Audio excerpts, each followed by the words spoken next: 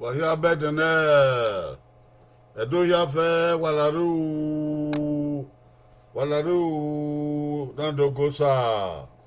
Edo ya fe wasikuku watuta o pekpekpe nando gosa. Ugama bedene na. O dia ehin tang beboto. Walaru kipakiku. Wahia ni ere tuwa o. Didi ureba abokan o. Kuyo. Abogwe o obava. Tony gwavun abokan o. Yan ya fe we watian ro. Watian ro nansi koko dan do nerun na do gosa. Uyo saloba waga nerun na aso o. Binira kibogo mo kibogo no wa. No nyama sadogbo ama. Uye pomo ogwo na ri edagbe ma seden na ma ya guwe na ma ya tie babo la wo ge no wa wa to re nyawa o ga wen ma ga na wen ma ti iwe de no ma na no ga no da bo mi obo mo be Jesus Christ no nyawa isa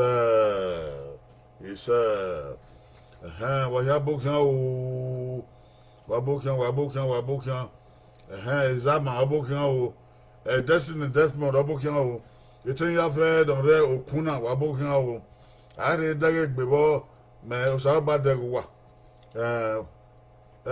ebe no wa iwe mi re de na ore be yan no ba no cow ebi yan no ba no cow. First Kings chapter 19 verse 12 ebi yan no ba no cow ohun o paro bukie uvi weva avion pare kan manya tiwo na gere no nya wa tabe ma. First Kings 19:12 ebi an ogoba ohun para buke ovien iweva. Listen to the words of the Lord.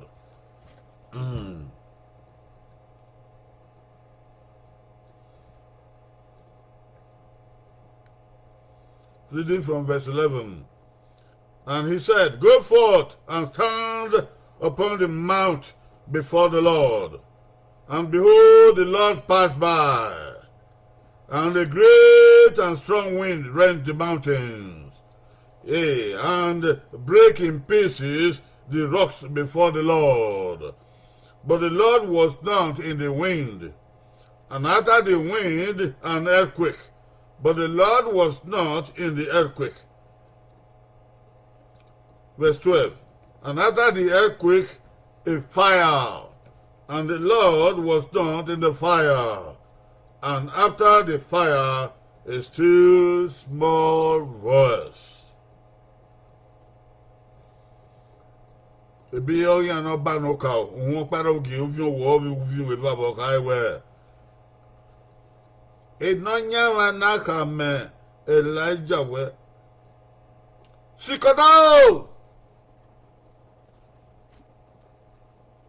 Muda iwoke Ogiwe na no nya sarabana do on do kongbera gbigbi ona do kongbera gbigbi ni ona mu oke mu gbogodo ona mu ewege oke gbogodo na gbogo yana karakwa eya fe na ye gbe oda wo salobo so pa no nya la salobo yen ma be ga ru we ho ni ri la fo o to na do wa gboyo no nya la salobo ma be ga ru we o to na gboyo ni o to ri gboyo fo na gbigbi ona do la edonya salba ma be aruwe ran ni ki ori lagbera na euru ne kuere ona do la dia ona do gwe Elijah eri ma eti ese bamba na ona do ran toy eme abi no nya salba na ki do Nunya saluba no fian gbe won na ni ma ya fe o. We need Jesus Christ. He said, we need Jesus Christ. He said,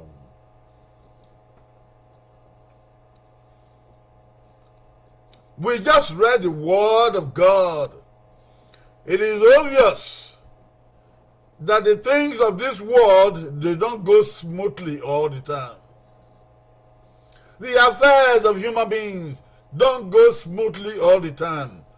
For in part, we human beings will disrupt the divine orders of God in the society where we live, in the family which we are born into, in the government that we serve, in the contemporary business world. We human beings disrupt the divine order of God. Therefore, the things of this world do not go smoothly and cannot go smoothly all the time. There will be turbulences that we cannot explain. That is how it was in the days of Elijah the prophet. And Elijah pulled out of society and said, I am not part of this. No, God must have an answer for this. I don't want to be part of this. I don't want to be destroyed along with this society. He pulled apart and he went to ask God what is happening. Why would God allow all this to happen? Or why he will not answer prayers, why we will not show up. But God showed up. But not at the time Elijah said, come, quick. There were turbulences. First of all, there was a mighty wind. God told Elijah, you go stand on the mountain. I'll tell you something. And Elijah went and stood on the mountain. And while he stood there, God came with a mighty wind and scattered the mountains into pieces. But God was not there. And then there came an earthquake, and it shook the mountain into pieces. But God was not in the earthquake. And then there came fire, burning the whole place down. And God was not in the fire. After all of those turbulences, there came a still small voice. And asked Elijah, what is your business here? What are you doing here? You ran away from society. You ran away from home. You ran away from government. You ran away from kings. You ran away from oppressors. You ran away from persecutors. You ran away from wicked people. You ran away from friends who betray friends. You ran away from relatives who cannot be depended upon. He stood alone. And God said, what are you doing here? After all the turbulences, God came in a still small voice. Mami, do what me? Better say I yag mo tell you don't think anymore. Maneva na bon ma mwezigi yo mwezigi. Aga be yo buried, eh? Aga zige yo zigere, eh? Odo kine iganyi, agbodo kine iganyi, ai me keto ta yibo, ai me osegu gwabo, ai me otemu etinyabo, ai me bai no di bai la ba gbebo, ai me ayoba no na atutie no do wiyo borebo, ai me abo yan ke wage enige, ta ga igugu ande do bo yen no, ai me oge gi chigina makido agwa le yobo. Eri agbon na yo. Eri agbon na yo aremi ya eri osagbalo no aye e wan agbon ya ran ti severio na ya le agbon o ti yi o agbon efo o pari no ni bi o sare gba begbe ni bi o sare gba ga en pe ni o sare gba ga en ni awo ni o sare gba ga o sare ni anka o piana na ti Elijah na akase no e ga bo ba na digi o bi Israel. Non parfois. Abo babe de gie ke mana mwetinya obo Imana gbonke bana gbona ri mo ti yan obo e me bo ma lo ebe ni agwalo yi ebe ni agwalo yi e ri o sa agwalo yi e o de no sala e mana gbon la e mi no sa ho e mana gbon ru e hu no sa ge e mana gbon yo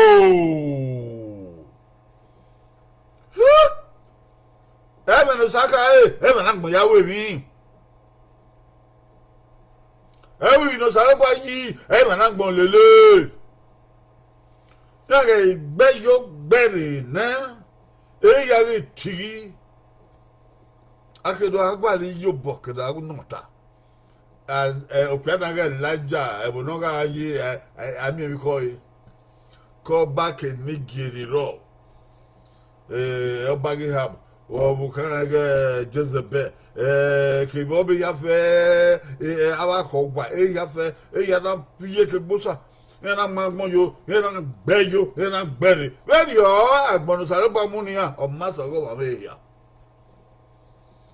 gbe yo gbere Elijah na ka na mo so lo bua o ka mi ya o we ni ya ke ko ko re o ka mi ya o ni ya so ko ya na se mi da ya ma ho ya da ho emo salobo agwan o isosu na agwan o ekie na agwan o egbe na agwan o adioba na agwan o ya na agwan e wo da me ho e ban so e fi agbo ya yin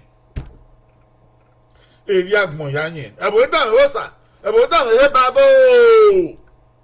awe na bado ayu hi o don ye ya ni ati constitution ni ati bylaws ado agbe yo gbere ebi so agbata e babu ayo ni ayilele ohi ogo na ogo wana ado agbon awe gbe do agbon na ye gbon ni ado fie were ni ado ati amendment ado fie were no make na ayebe ni agwalo yi no make na gi ara lo no make na gi ara zo wobu no make ni gi ara ya kien yo kien re na mi gbin na be no yo bo e wan na gbon e wan agbon saloba beyin le tin gbe wa ni bi o saloba ya fe wa tin gbe o e gi laja na wi tiri laja na we ipara ipa e ma wa olangele paran le ai te gwa la na mu agbe olijana bo o ri su gbegbo e laja na we bo na bokina usara bana gwegwa na wele ja wale ri ede ko ye abo mbokin ona sana ka bana we ede le ikinu ale yiro go yu mo keda hinu ya mu de hwen la jana gele mu ke yin na mu de hwen e ke na we nu mo ke ni e o gbigbi na re e na do ti e o gbigbi na na gbe obi o saroto gbigbi ona wa mu ke ni ye ona wa zagawa we na o ni konkose ona wa zagawa eho gbigbi ni eke ni laja be mu dayi ohun okeni wa kien ona wa kien kekere ona bonwa he laja igedian ogedian o ma dago salobo o saloba ni egwalo ni egugun o ba ya o ma mi egugun eho gbigbi ni begbera o tona gbohio ekele tona gbohio o saloba berugbe ba egbe na wa wo Elijah hiro me bene mi na gbegbe sana saloba be yebero o tele egbe yefo ne ehin na wa re o gbigbe re ola gin na gin ri ola gi nyana bo ola nyana bo yo na ze ozina ga to yi Elijah na we o igedian o ba be o salobo ani gbera o salobo ona guan luwe hore ona guan Elijah na da ho kakabo na gba okodo se ona do ho o sa guan we wo oru ne kwere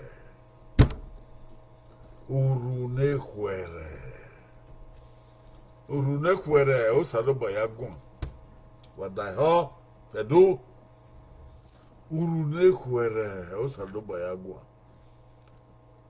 o hamiri no pe ma no bi pe o ta no boyo na bona mu ve ya gwa le bo we ni ke ni anyin o no ge ha geri na da ni ke na chozi oh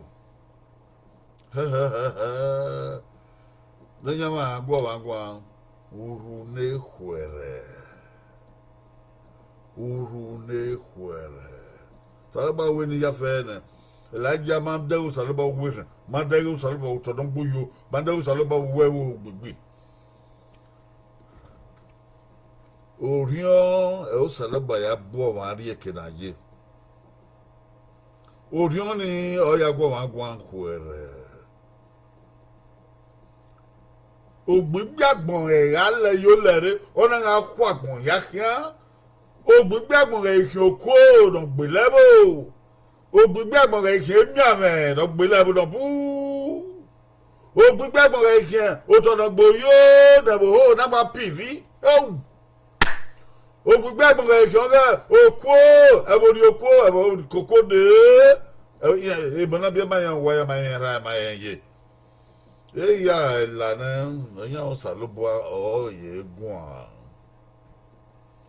ṣùgbọ́n urunekwere ẹ̀ la gùn à ọ̀wọ̀n ẹ̀ dà ẹ̀ ọ̀wọ̀n ẹ̀ gbé ẹ̀ kó tọ̀ ọ̀wọ̀n ẹ̀ yé miẹ̀ o ọ̀wọ̀n ẹ̀ wọ́ èso tọ̀ ọ̀wọ̀n ẹ̀ tí ebi náà wọ́n ọ̀wọ̀n ẹ̀ máa ń yọ̀ ọ́ sàlùbọ̀ ọ̀wọ̀n ẹ̀ máa ń ẹ̀bẹ̀ uru orusalùbọ̀ yà gùn à ehem no saka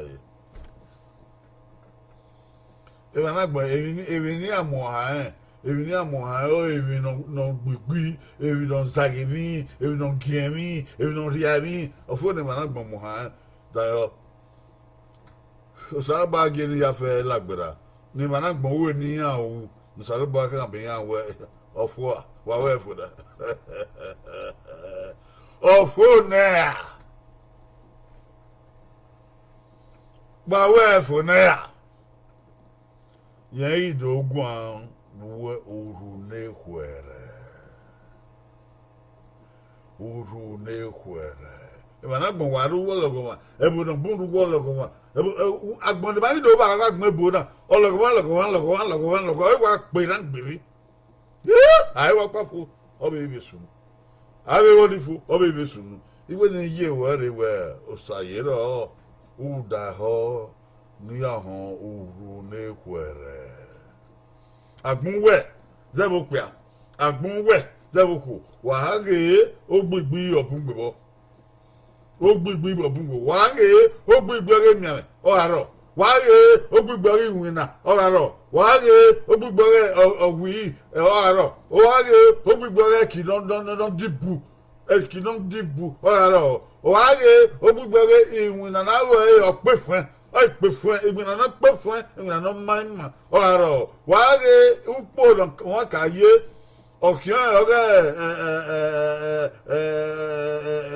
ekekere na gbonmo ami waye oraro eni ya ilagbera ni ho ni ye were salubade u gba okoto u da eho salubaga guwegwa okuru ne kwere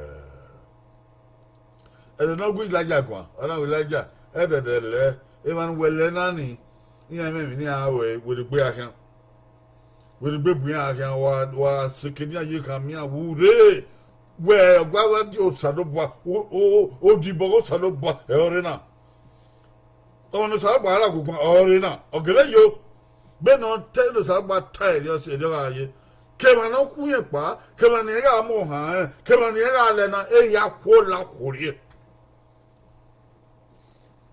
le yan we no salubwa no ku we kian no popo we no zowo we ya gi legbe fi ke gbe no wa de bu ya de e ya ko la khori we ni Jesus Christ no bi salubwa isa Veni Jesu Christi no bi salobo isa. Emi no wi ya salobo ande gbedi ere. Ege no la ya fe sa ba we gbedi ere no. Eti na gbon lo ron ku lo e ya fe afun oboda we. Benu salobo benu we da mu dia do salobo do so ba mu dia no we. So kungwa yi mu dia runda ho enu salobo ata ogwa huere. Urune huere. Ede de gwegwe. Ede de le. Ede de gbatata wenya hu. Ede de vie. Salobo kam la je vie, ge gwegwe. Unda ba gbon na nu mi na. Ebi na ya oyi o aso mo bo na ya oyi ga ya yin aya we mi ogbenso ede si oyeye. Oyi go no. Oyi ten no. Oyi egbe no. Oh, Arioba no, oh, Kinado no, oh, Phenomen no, oh, Wobona, Wobo no, Ubenso, hey, Beyo, Bere, where you do all the Babby way. I mean, so I'll buy another work one.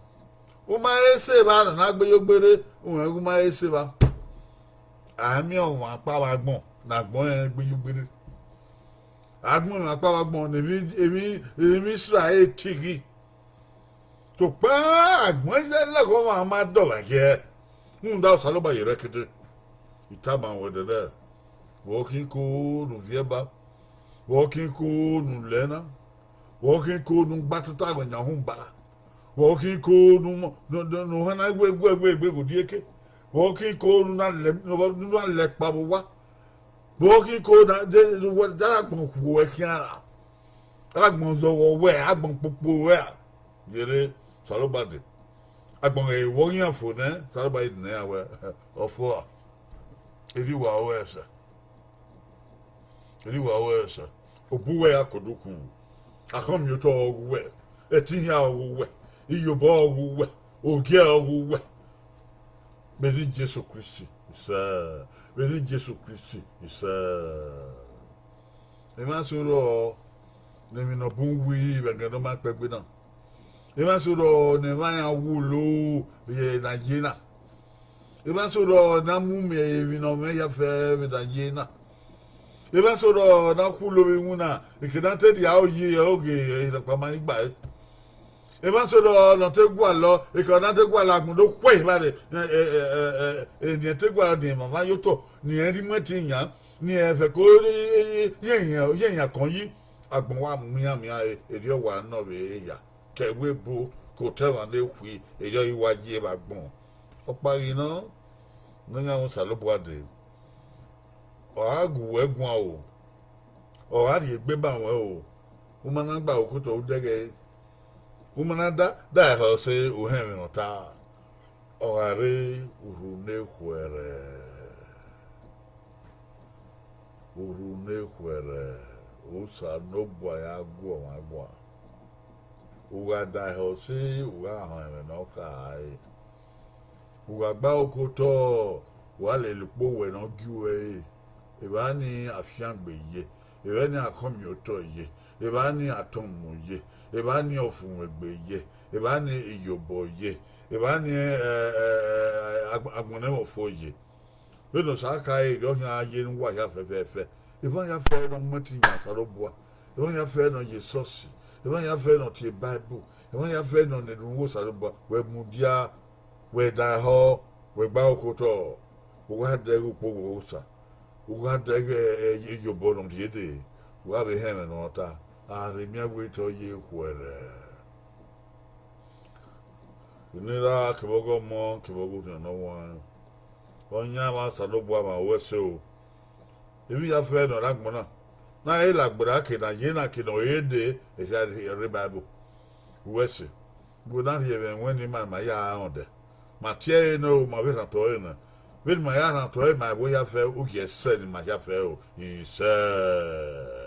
Enya no nya wo abumare oge se ni mama o is agbonwe ipopo na agbonwe igogbe na agbonwe riato riagun funa la ho nu tu ye gbe ma o sa lo bo won be dagbe ma be bo ma be gbe ma be ge ma be gbina ma Beni Jesu Christi isa akomi to ni gesi mabo benu we ya do ya gbe gbagbon ya gele dere wo saroboa na do de ba gugwe de saro da yo ga ye beni Jesu Christi no nyawa isa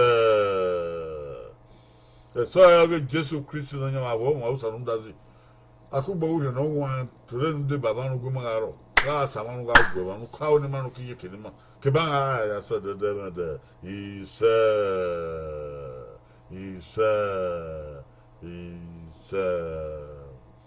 offering boy don't yamagu yaro he said offering boy don't yamagu you saloba ya fero he said after boy don't yamagu saloba ya fero he said wage me miao ekina na edante Even here very I win my way.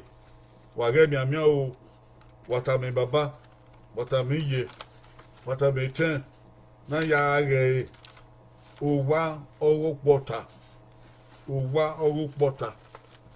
ikina bi ya fe yi oro aya ge eyi wa ya ge o aya ge utota wa ga mu la dian no kuwe ke baba ke ye keten wa ge na ye sigbo iba de nekpu ya de o ibiri no ya ngwe edodo ha ge edo wal ha wa ya ge ayigo ge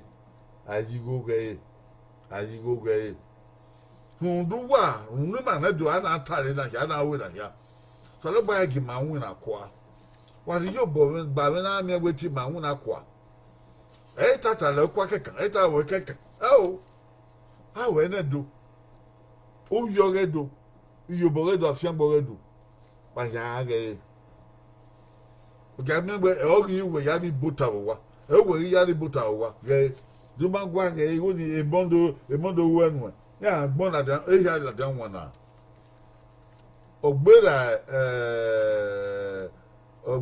ariasonpa ariase oge me na yeta na pe ara de mo ruwe wa ruwe ma ka go ge so ba be fian bo ege nu mu ya ge isa wa ya bi da ho so ba de ba ma ya fe o we ki ya ko na de Friday me ma no to ge do oge ki mata ke de ra de ama e taifo o ye gbe pe de va ke fo wa de o ati e wo gbagbe ade o so ba wa ya ro wa ya fe don ri ituwa o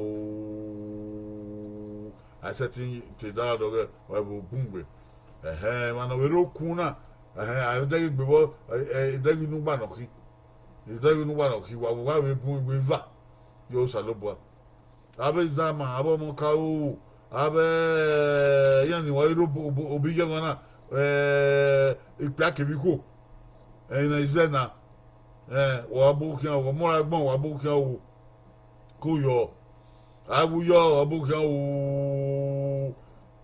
o ya ma o so ba fian bu ya fe ise evan egbe mana ngaro ni am salaba dum mu ya gbera ise ki gbera ni wo ya fe ise igi gbebe o ki ma ya fe ise wa weso izama salaba de bawe ku wa ya fe ni am salaba de bawe omo agbon wo salaba de bawe no se tin re da yo salaba iso kan so ke magami o o se monta na bule lo si mayata o ise yo salaba zenima egwa fun to wu maga fun o iwin ni maga fun o ise oba suyi salaba de bawe o yo ibi edo yan bungbe mo se gbera me o wa ya nyagbon o te se de ha mama re ti re na dia egbe da wo ebi bungbe ana be feko no yan sa ba no ri e no tan ni ma o ise oge ge do na tamu ise ege de wo die ke ye ise ai me de mama satu ai me ko mama satu ai me ki mama satu ai me zo la mama satu we ni Jesus Christ ise obian ya do the baba do we do I'm a wicked on so bebo e di ọ̀rọ̀ wakoyo bye bye